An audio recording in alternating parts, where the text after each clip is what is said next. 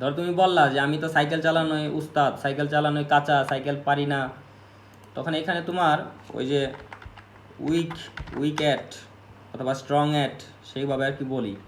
তাহলে যে তারা বাংলায় কাঁচা, দে আর উইক অ্যাট বাংলা, এখানে অ্যাট হবে নাকি ইন হবে এটা সঠিক মনে পড়তেছে না, মনে হয় অ্যাটই হবে, উইক ইন। আচ্ছা এখানে আমি অবলিক দিয়ে লিখে রাখি, যদি আবার ভুল হয়ে যায় তাহলে তো সমস্যা। যাই হোক এখানে ইন অথবা অ্যাট যে কোনো একটা হওয়ার কথা, এখন ঠিক মনে পড়তেছে না আর কি,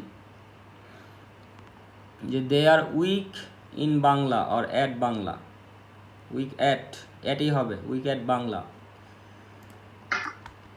পরেরটা দেখো যে বাংলা ছাড়া আর কয়টি ভাষায় কথা বলতে পারেন, এটা তো লেখো নাই তাই না?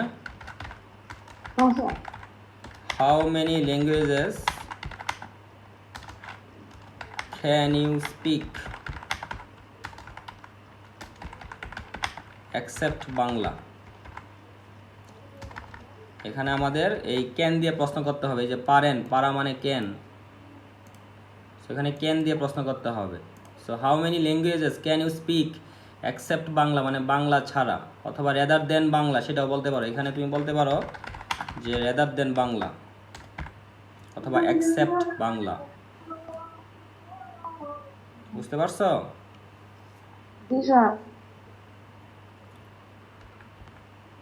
পরেরটা দেখো যে আমাদের দেখা করার কথা ছিল, এটা লেখছো? না স্যার। এগুলো আসলে নতুন স্ট্রাকচার তো, we are supposed to meet,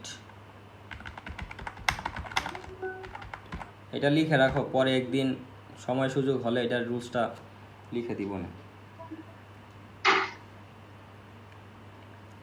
we are supposed to meet, আমাদের দেখা করার কথা ছিল।